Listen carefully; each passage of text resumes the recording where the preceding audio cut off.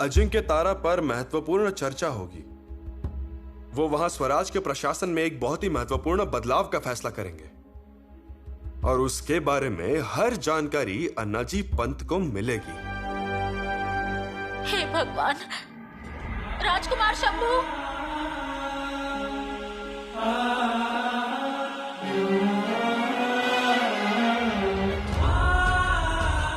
फिर से बेहोश हो गए।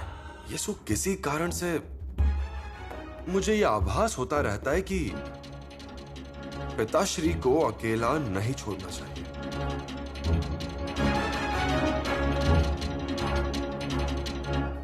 यीशु, हम आपकी बेचैनी समझ सकते हैं, लेकिन एक बात को ध्यान में रखना, एक पुत्र होने के नाते हम शायद अपने पिता की देखभाल करने में कमी कर सकते हैं, लेकिन स्वराज्य के सैनिक की हैसियत से छत्रपति की देखभाल में कोई कसर नहीं रखी जाएगी।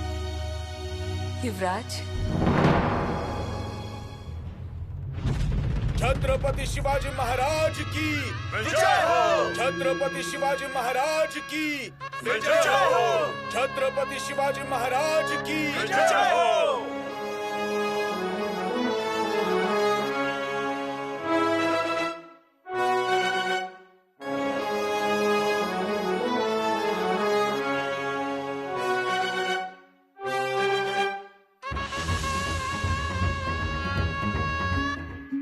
पिताश्री, आप थक चुके होंगे। बस थोड़ी सी कमजोरी महसूस हो रही है। हम गुड़ पानी लाते हैं। शंभू राजा,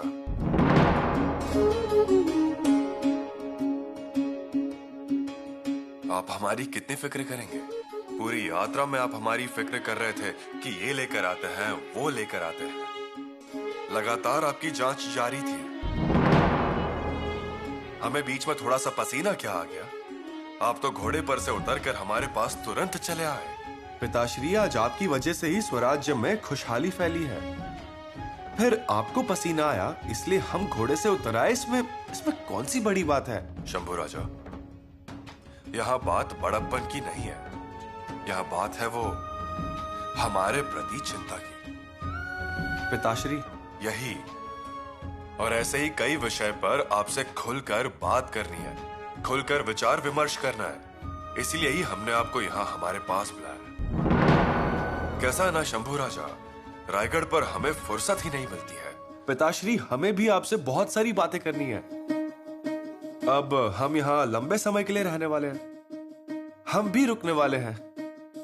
आराम से बातें करेंगे। नहीं नहीं, छत्रपति बीमार है, इसलिए युवराज का समय व्यर्थ नहीं होना चाहिए। आप कल सुबह ही रायगढ़ के लिए रवाना हो जाएंगे। पिताश्री, हमें बहुत बातें करनी है आपसे। बहुत सारे विषय पर विचार विमर्श करना है। वो आज ही कर लेते हैं। ठीक है, पर आप अब आराम कीजिए। दूर का सफर तय किया है। आपसे बात करेंगे तो सारी थकावट चली जाएगी। पिताश्री, बातें करके मन प्रसन्न हो जाएगा, पर शरीर का क्या? आप सो जाइए।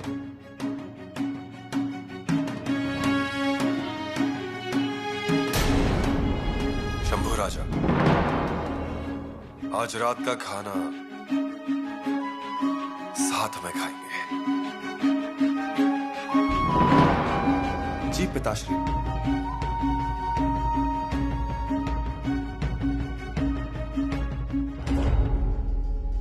किले पर छत्रपति हैं। जी। पहरा चौकन्ना रखना। जी। और किसी भी प्रकार की ढिलाई नहीं चलेगी। जी। और हाँ, अपने सभी सैनिकों को सूचना दो। जी। चौकियों की पहरेदारी चौकन्ना रहकर करें। जी। और कुछ भी संदिग्ध दिखे तो यहाँ तुरंत खबर पहुँचाओ। जी। अरे भाई, ये जोखिम है, क्योंकि किले पे महाराज भी हैं और युवराज भी हैं। पर एक बात पूछनी थी। वो क्या? यहाँ जो कुछ भी होगा, ऐसी सारी छोटी बड़ी बातें सुन्नीस को बतानी है क्या? अरे चुप रहो। कुछ समझ में आता है? कौन सी बात चिल्ला के बोलनी चाहिए और कौन सी आराम से? हाँ, चलो जाओ। हाँ।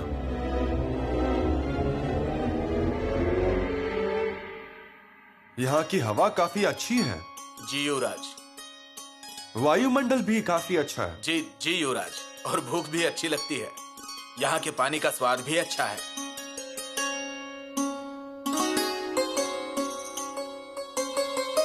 मतलब महाराज ने घूमने के लिए अच्छी जगह देखी है। और नहीं तो क्या। और सच कहूँ तो ये हमारा पूर्व पुण्य है, महाराज की सेवा करने का अवसर मिला। युवराज, खानसामे को साथ ही लेकर आए हैं। रसोई में कुछ करने जा रहा था, लेकिन मैं यहाँ लाया। तो आप बावर्ची हैं? जी। ये देखिए, महाराज को आसानी से पाचन हो जाए ऐसा खाना बनाइए। जी। क्या बनाएंगे? हाँ, मूंग की दाल, चावल और घी। और घी जो संदूक में रखा है वो। और किस प्रकार का भोजन बनाएंगे? माफ कीजिए युवराज, पर महारानी जी ने महाराज जी के खाने का सारा सामान और कौन से दिन कौन सा खाना बनाकर देना है, नहीं मतलब जलपान कौन सा देना है, दोपहर में खाना क्या होना चाहिए, रात के खाने में क्या होना चाहिए, ये सब बताकर रखा है हमें। बहुत अच्छे। माता श्री ने खुद आदेश दिया है, इसका मतलब हमारी चिंता दूर हो गई। जी युवराज, आपका और महाराज का खाना हम अलग बनाएं क्या?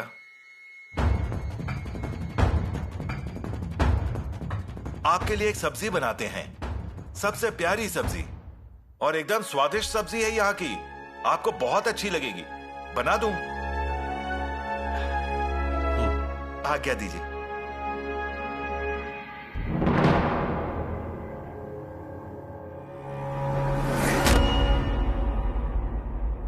पुतला रानी, क्या हुआ? सच में इच्छा नहीं हो रही। आज दोनों किले पर नहीं है। नहीं तो आपको तो पता ही है, सब साथ में खाना खाते हैं। थाली में ये सब्जी डालो, वो सब्जी डालो। फिर महाराज इनकार कर देते हैं। फिर उन्हें थोड़ा और लेने के लिए हम कहते हैं। कभी महाराज रोटी लेने से इनकार कर देते हैं। फिर हम उन्हें थोड़ा और खाइए कहकर और खिलाते हैं। सही कहा। पर अब क्या कर रहे होंगे?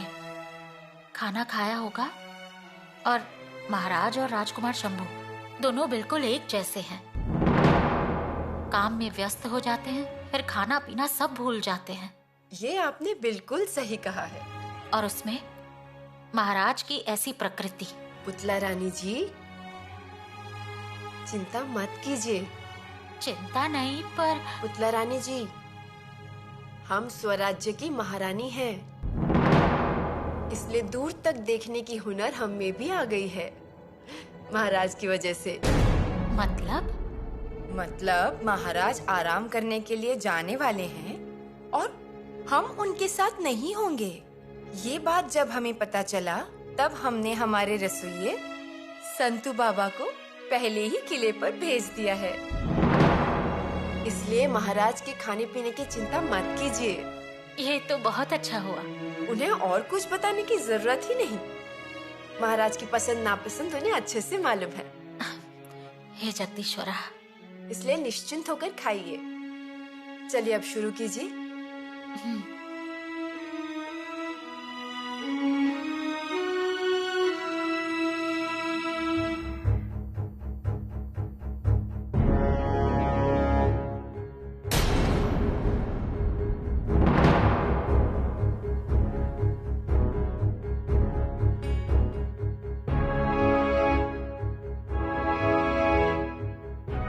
पिताश्री, नींद पूरी हुई?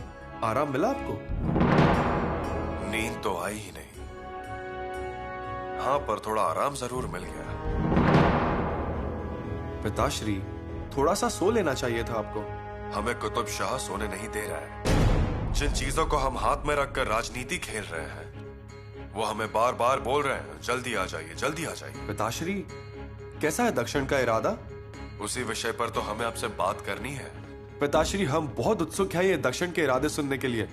शंभू राजा, हम 3 वजह से दक्षिण दिग्विजय के लिए निकले हैं। उसकी पहली वजह है कर्नाटक के शेर खान लोडी पठान पर आक्रमण करके उन्हें खत्म कर देना। दूसरी वजह कुतुब शाह, मतलब अबुल हसन कुतुब शाह के साथ दोस्ती करना।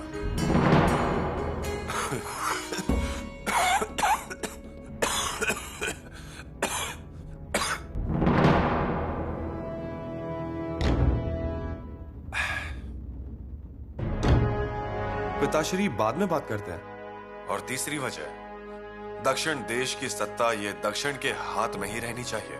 उसके लिए कुतुबशाही, आदिलशाही और स्वराज्य को एक साथ होना चाहिए, क्योंकि आज या कल वो औरंगजेब दक्षिण पर हमला जरूर करेगा। उसे पूरे हिंदुस्तान में बस एक ही साम्राज्य चाहिए, और वो भी मुगलों का।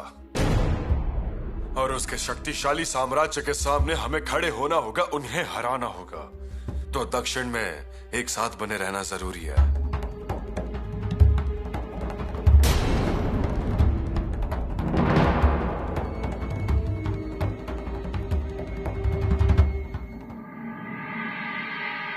पिताश्री, जब हमारे स्वराज्य ने जन्म लिया था, तब हमें नाकाम करने के लिए आदिल शाह ने कितने शक्तिशाली सरदारों को भेजा था। सरदार फतेह खान, पहले वो आया।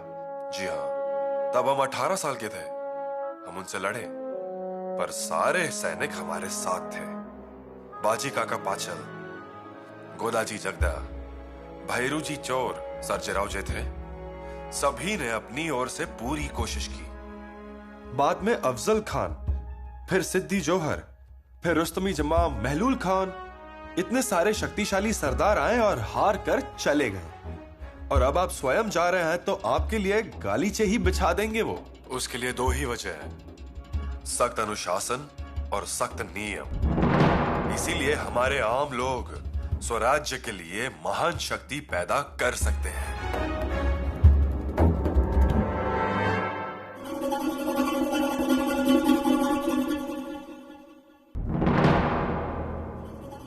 क्या बात है? आपको दिख रहा है क्या अजिंक्य तारा? आइए मोरोपंत, आइए। नहीं, मतलब इतनी गौर से देख रहे हैं आप अजिंक्य तारा की तरफ? आहट सुन रहा था। आहट? और इतनी दूर से? अच्छी, यही एक ही तो बात है दूर से सुनने की। आहट। आहट तो सुन रहा हूं, लेकिन महाराज के मन की बात समझना मुश्किल है। सही कहा, लेकिन मुझे यह समझ में नहीं आया कि महाराज युवराज को साथ लेकर क्यों गए। कारण आज नहीं तो कल पता चल ही जाएगा। राजनीति में कोई कितना भी छुपाए, पता चल ही जाता है। लेकिन मैं क्या कह रहा हूं, पता चले ना चले, लेकिन हमें अपना काम तेजी से शुरू कर देना चाहिए। काम ही करेंगे हम, लेकिन उससे पहले कुछ चीजें निश्चित करनी जरूरी हैं। वो जल्द ही हो जाएंगी। मतलब? थोड़ा धैर्य रखिए मोरोपंत। लोगों में सब्र नहीं है, और उसमें भी हम उनके चंगुल में कभी फंसे नहीं। इसलिए वो अब आप पर हमला करेंगे। हम पर? जी हाँ, आप पर। पर हम किसी के निजी मामले में दखल नहीं देते हैं। यही बात तो लोगों को अच्छी नहीं लगती। शंभू राजा, एक बात हमेशा ध्यान में रखिए, कपड़े को नापते वक्त गजाला को और माल को नापते वक्त तराजू को झटका दिए बगैर वहाँ का व्यवहार ही पूरा नहीं होता। ऐसी दुनिया में हम रहते हैं। लोग आपको मुसीबत में डालने की बार बार कोशिश करेंगे, पर आप हमेशा सतर्क रहिए। शंभू राजा, हमारे दुश्मन अलग थे और आपके दुश्मन अलग हैं। हमारे दुश्मन हमें दिखाई देते थे, आपके दुश्मन आपको दिखेंगे नहीं, क्योंकि आपके दुश्मन को यह बात मालूम है कि आपके ज्ञान के आगे, बुद्धि के आगे, आपके पराक्रम के आगे वो टिक नहीं पाएंगे, और इस वजह से वो आप पर छिपकर हमला करेंगे। शंभू बेटा, हमेशा सावधान रहना, जरा भी असावधानी मत रखिए। जी पिताश्री। स्वराज्य तो खड़ा होगा, लेकिन स्वराज्य में आज भी कुछ ऐसे लोग हैं जो आज भी गुलामी में रहना पसंद करते हैं। मुगलों की आदतों को और विविधताओं को स्वीकार कर लिया है, खुद को बेबसी के रंग में ढाल दिया है।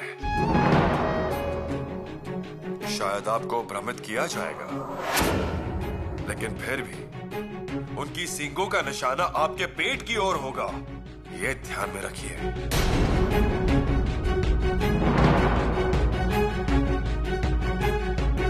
और एक और जरूरी बात यह है कि हम दोनों में भी एकता होनी चाहिए हमेशा।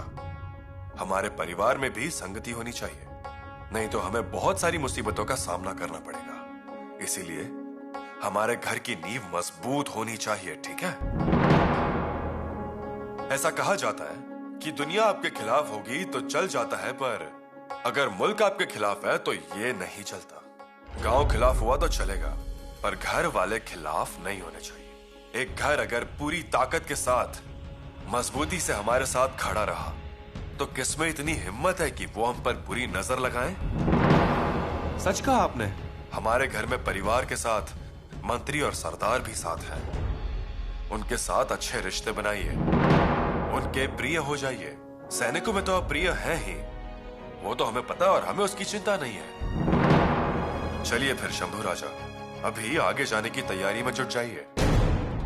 हम जल्द ही किले पर लौट आएंगे, लेकिन आप सुबह होते ही रायगढ़ के लिए रवाना हो जाइए। पिताश्री, फिर आपके साथ यहाँ कौन होगा? हमारे साथ हमारे लोग ही हैं यहाँ, आप चिंता मत कीजिए। पिताश्री, हम 2-3 दिन बाद जाते हैं। नहीं शंभू राजा, अब फिर से अपनी भावनाओं को बीच में मत लाइए। कल सुबह होते ही निकल जाइए, और अब दक्षिण मुहिम के नेतृत्व की जिम्मेदारी आपके ऊपर है। हम मुहिम में रहेंगे, लेकिन पालखी में। हम हाथ में तलवार तक नहीं थामेंगे, हम सिर्फ और सिर्फ आपकी ही तलवार को देखेंगे। हम आपके पराक्रम देखने वाले हैं। पिताश्री, इससे ज्यादा और खुशी की बात क्या हो सकती है?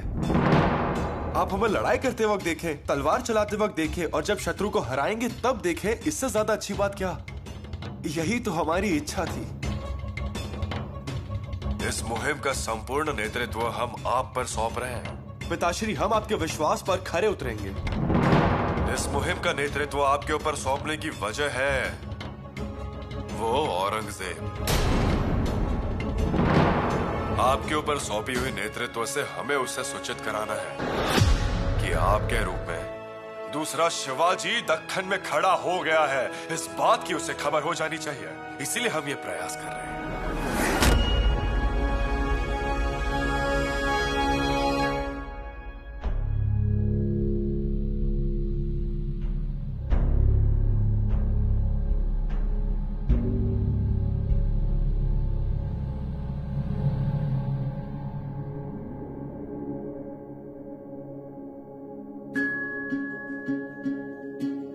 पिताश्री, आप आराम कीजिए, दूसरा प्रहार शुरू हो गया है।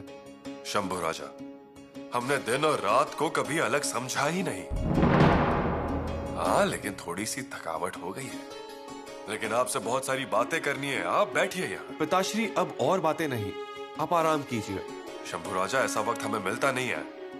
आप जल्दी किले पर वापस आने वाले हैं ना, तब बात कर लेंगे। ठीक है, लेकिन सूर्योदय होते ही रवाना हो जाइए। मुहिम की तैयारी जोरों से शुरू कर दीजिए। पिताश्री, जब आप रायगढ़ पर आएंगे तब फौज तैयार खड़ी दिखेगी। जगदम, अब आप भी थोड़ा आराम कीजिए, और कल रवाना होते समय फिर मिलने की कोई जरूरत नहीं है। ख्याल रखिए।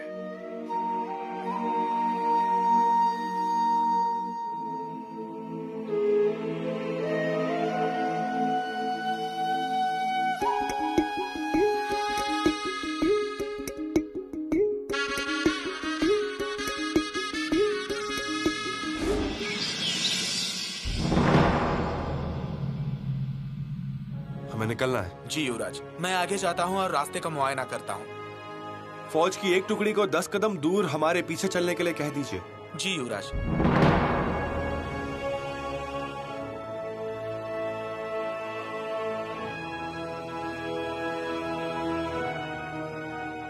कोई भी गड़बड़ नहीं होनी चाहिए, सावधान रहिए। जी युवराज, चिंता मत कीजिए, पंत सुरनिस ने हमें सारी सूचनाएं दी हैं।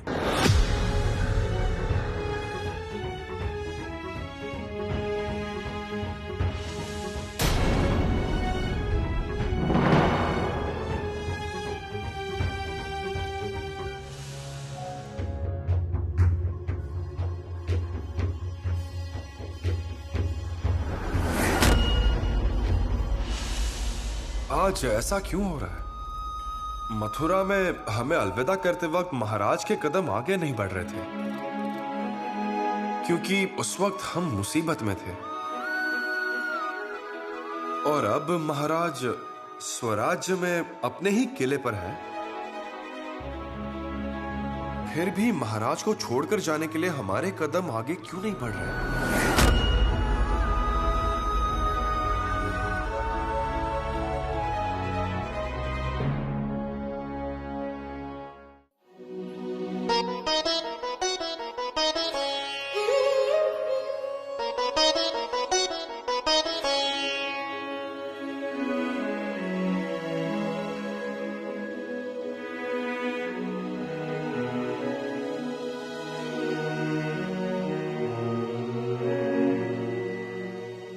जनाब जी महारानी, ये सब संदूक में डालकर अजिंक्य तारा के लिए भेज दो। अरे नगाड़े बज रहे हैं, कौन आया है?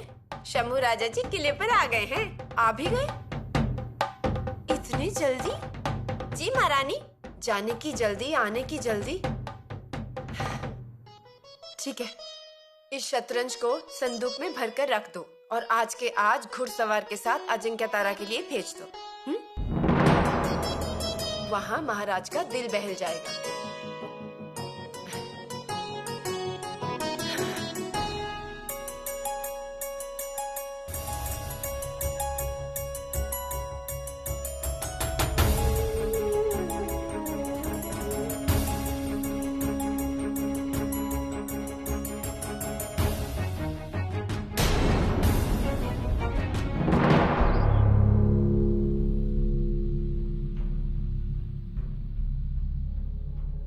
शंभू राजा निकल गए? जी महाराज। कब निकले वो? सूर्योदय पर ही युवराज किले से नीचे उतरे हैं, लेकिन लग रहा था कि जाने की इच्छा नहीं थी उनकी।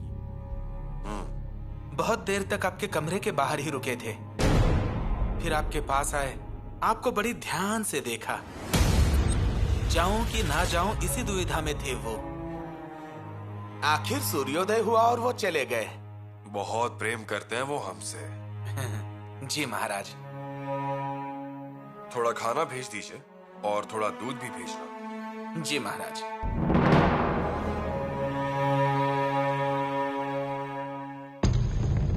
हमारी फौज जहां कहीं भी है, सबको वापस बुला लिया जाए। ऐसा कैसे कर सकते हैं युवराज? हमारे कुछ फौजी मुगलों के किले पर घेराबंदी करके बैठे हैं और कुछ तो नासिक की परगनी में है।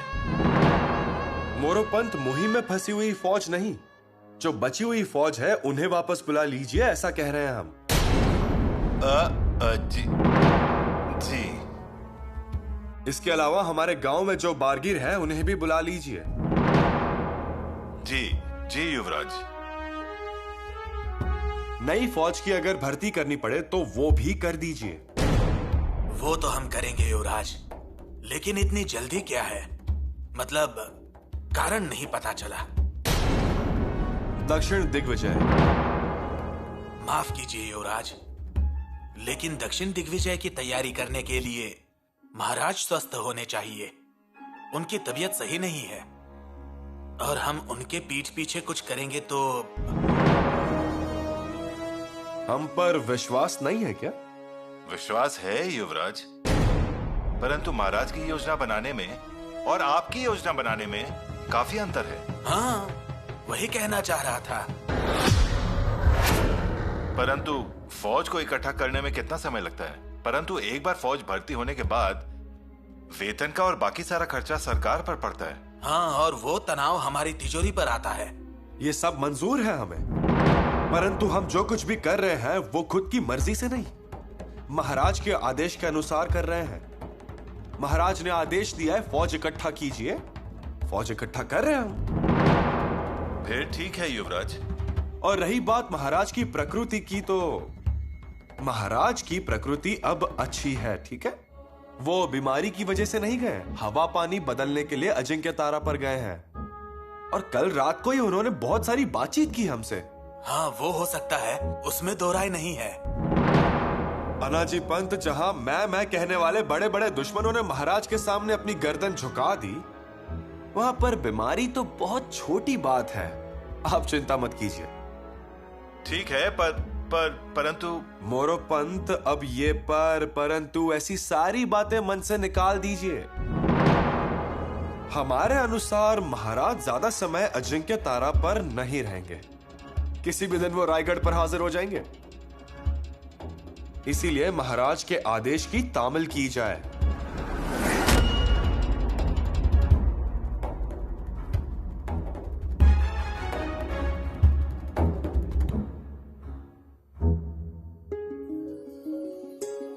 माताश्री, आपने बुलाया हमें? हाँ, आइए बैठिए। माफ कीजिएगा माताश्री, परंतु अभी हम बैठ नहीं सकते। युवराज का किले पर आगमन हो गया है। हमने दासियों से सुना। देखिए ना, कितनी सुबह निकल गए होंगे। पूरे रास्ते कुछ खाया या नहीं खाया कुछ मालूम नहीं। और इसके बावजूद हमें पता चला है कि किले पर आते ही सीधा दरबार में गए हैं। हम भी तो वही कह रहे हैं युवरागी। युवराज कल ही तो गए थे महाराज के साथ। अजिंक्य तारा पास लगता है, लेकिन है तो दूर ही। वो तो है। मतलब इतनी दूर की यात्रा की और जैसे गए वैसे ही लौट कर आ गए। हाँ, इतनी जल्दी आ गए वापस। हमारे समझ में नहीं आ रहा कि आखिर वो गए क्यों। किस लिए इतनी भाग दौड़, किस लिए इतनी बेसब्री? माताश्री, ये बात तो हम भी नहीं समझ पा रहे। नहीं, अगर जल्दी ही लौटना था तो हमें कह देते, हम चले जाते। हम तो जाने के लिए तैयार थे ना। पर नहीं, ये हमें बिल्कुल पसंद नहीं आया। वैसे भी अजिंक्य तारा पर कड़ी पहरेदारी है ऐसा भी नहीं है। सभी रानियां यहीं पर है।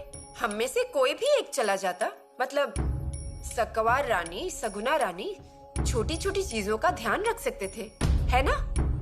हाँ, परंतु माताश्री, पिताश्री ने ही युवराज को साथ चलने को कहा। इसलिए तो हम चुप बैठ गए। फिर महाराज के मन में क्या होता है ये बात नहीं समझ आती। हम करने कुछ और जाते हैं और हो कुछ और ही जाता है। ये उचित नहीं किया उन्होंने। जी, पिताश्री आपके हैं, परंतु वो छत्रपति हैं। उन्हें ऐसे अकेले छोड़कर आना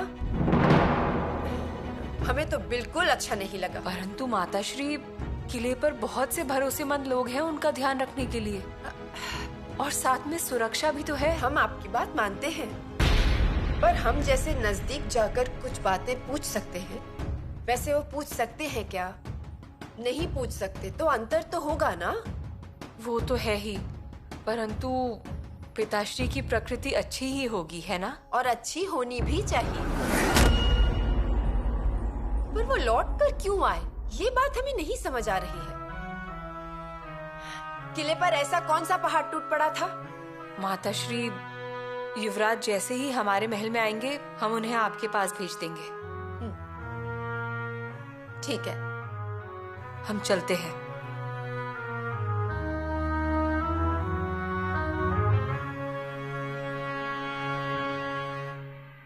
वैद्य जी, सूर्योदय के बाद ही आप धड़कनें देख कर गए थे, अब फिर से? सावधानी बरतनी पड़ती है।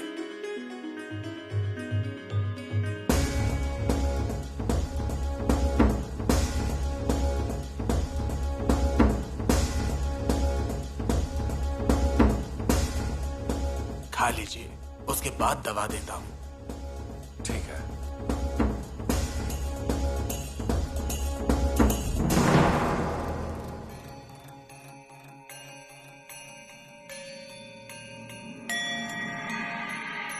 आज हम बहुत बहुत खुश हैं। पूरा जीवन सफल हो गया ऐसा लग रहा है हमें। आपको अजिंक्य तारा पर होना चाहिए था येसु रानी। आप भी पिताश्री को देखकर आश्चर्यचकित हो जाएंगे। ऐसे देखकर कल वो ना ही छत्रपति थे और ना ही महाराज थे, ना राजा थे, ना ही बड़े योद्धा थे, ना ही क्षत्रिय कुलावट थे। वो सिर्फ और सिर्फ एक पिता थे। सिर्फ हमारे पिताश्री। कितने विषयों पर बातचीत की हमसे, कितनी छोटी छोटी बातों के बारे में सोचते हैं वो। हमारे लिए उनके मन में कितनी सावधानी है। यीशु रानी, कल पहली बार हमें महसूस हुआ कि हमारे पिताश्री हमारे सिर्फ पिता ही नहीं, हमारे दोस्त भी हैं। कोई अंतर नहीं रखा था उन्होंने। सब कुछ कितना स्वच्छ, सब कैसे चमकते हुए। हम तो उनके पुत्र हैं। हमारी बात तो छोड़ ही दीजिए, पर किसी के लिए भी उनके मन में संकोच नहीं है। धर्म, जाति, पंथ, इसके लिए मन में कोई शत्रुता नहीं। हमसे कहा प्रजा को गले लगाकर रखना है। प्रजा की तरफ से जो समाधान मिला है, यही हमारा सुख है, यही हमारा धर्म भी। बहुत सारी बातें की होंगी, बहुत सी बातें। अच्छा है, इतने दिनों बाद आप दोनों ने साथ वक्त बिताया। यीशु, कल हमें पहली बार पिताश्री की मुट्ठी में बाघ के नाखून के अलावा बचपन मिला। पहली बार उनकी मुट्ठी में तलवार के अलावा मित्रता का बंधन दिखा। उनके सीने पर चिलकट नहीं था, चिंता का एक पतला सा आवरण था। युवराज, आपकी बातें सुन के लगता है कि सचमुच हमने एक बहुत ही सुनहरे मौके को खो दिया। हमसे कहा कि शत्रु की सेनाओं को गिनते मत बैठिए, खुद के फितूर को ढूंढिए। हमसे कहा रुकिए मत, जल्द से जल्द रायगढ़ की ओर रवाना हो जाइए। छत्रपति बीमार है तो युवराज को कोई तकलीफ नहीं होनी चाहिए। काश हम होते तो कितने भाग्यशाली होते ना हम। यीशु, हमने पिताश्री के मुंह से स्वराज्य के तत्व सुने हैं, उनके विचार सुने हैं, उनकी उसके पीछे की भावना समझी। सच में हम तो पिताश्री के पैरों की धूल तक नहीं है। सूर्य की वृद्धि होगी, चांद ढल जाएगा, महीने आ जाएंगे, साल बीत जाएंगे, काल संवत्सर को आलिंगन ले लेगा, शतक आएंगे, शतक चले जाएंगे, पर पिताश्री रहेंगे। हमारे पिताश्री सदैव रहेंगे। ऐसे पिता के हम पुत्र हैं। कितना बड़ा भाग्य है हमारा। और इसीलिए ही हमारे कदम आगे नहीं बढ़ रहे। युवराज, हमें लगता है कि पिताश्री को कहीं बाहर नहीं जाने देना चाहिए। कितना कुछ किया है उन्होंने 15 साल की उम्र से। रात दिन मेहनत की है उन्होंने। परंतु युवराज, अब वक्त है कि हम उनकी तकलीफों को कम करें। और सच कहें तो किले पर सबकी यही इच्छा है। और माताश्री, हे भगवान, हम तो भूल ही गए। बड़ी माताश्री ने आपको अपने महल में बुलाया है।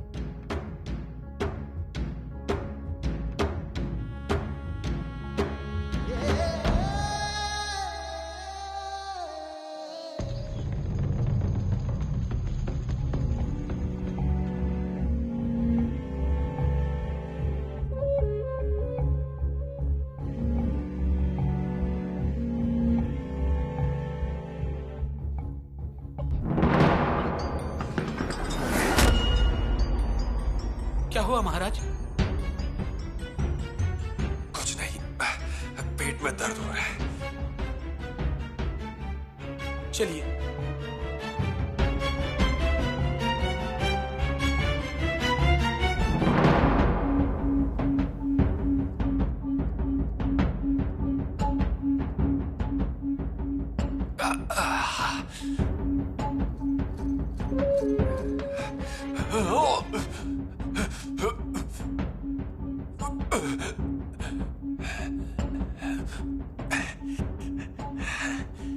क्या हुआ महाराज?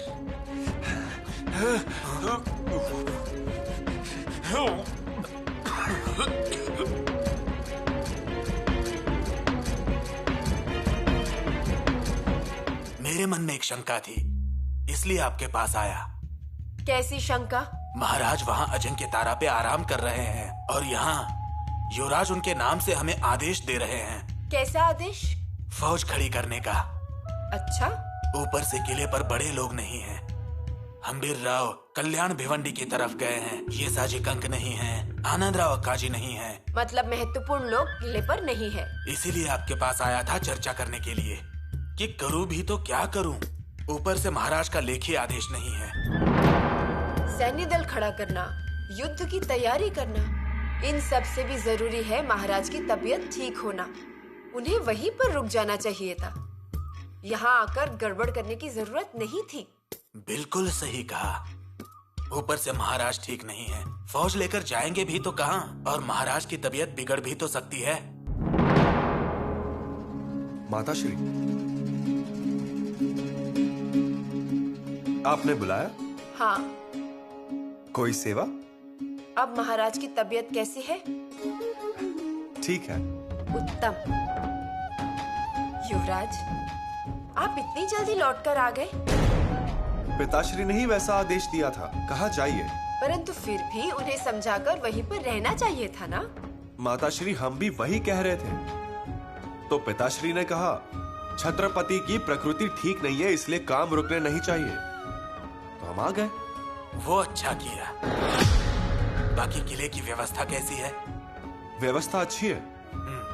आपने खुद ही सभी व्यक्ति का चुनाव किया है, इसलिए व्यवस्था बहुत अच्छी है। इसके अलावा बावर्ची को माताश्री ने ही भेजा है। उनको महाराज की पसंद नापसंद सब पता है, और माताश्री ने सूचना भी तो दी है। कल रात पिताश्री और हम एक साथ ही भोजन कर रहे थे। तो क्या बनाया था उन्होंने? कुछ खास नहीं, मूंग की दाल और चावल थे, और हमारे लिए भांगीरे की सब्जी भी थी। महाराज को पसंद आया ना? जी हाँ, बातचीत करते करते खाना अच्छी तरह खाया। उसके बाद दूध भी मांगा उन्होंने।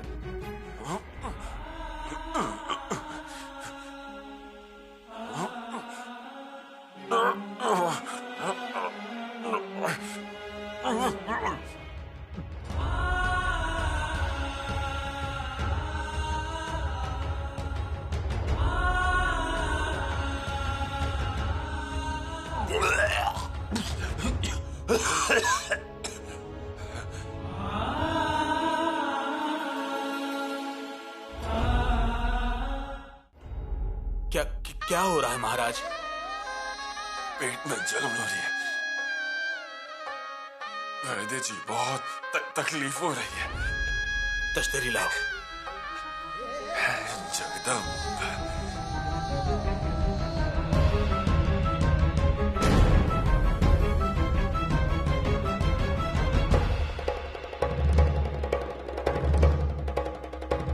तुरंत रायगढ़ को संदेशा भेजिए। जी। महाराज की तबीयत ठीक नहीं है, ये खबर दीजिए। तेज संदेशवाहक भेजिए। माताश्री, सच तो यह है कि अजिंक्य तारा से लौटने के लिए हमारे कदम बढ़ ही नहीं रहे थे। बहुत समय तक हम किले पर ही ठहरे थे। पता नहीं क्यों, पर पिताश्री को छोड़कर आने का मन ही नहीं हो रहा था। इसलिए हम कह रहे थे, आप कुछ जल्दबाजी मत कीजिए। सैन्य दल बढ़ाना आसान है, परंतु उसे संभालना मुश्किल। महाराज को आने दीजिए, फिर आगे का काम कीजिए। जी। प्रणाम महारानी। माफ कीजिए, अजिंक्य तारा से संदेश आया है। संदेश? अजिंक्य तारा से? भेज दो। जी।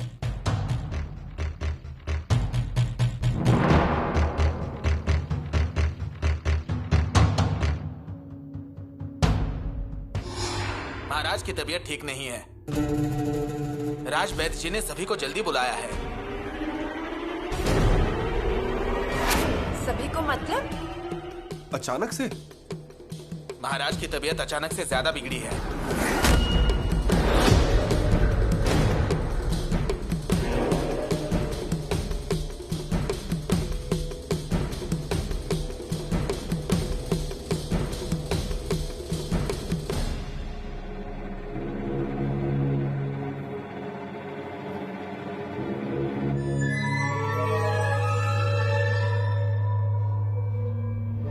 पंत सुरनिस ने हमें सारी सूचनाएं दी हैं। महारानी ने महाराज जी के खाने के बारे में और कौन से दिन कौन सा खाना देना है, ये सारी बातें बता दी। आपका और महाराज का भोजन अलग अलग बनाओ।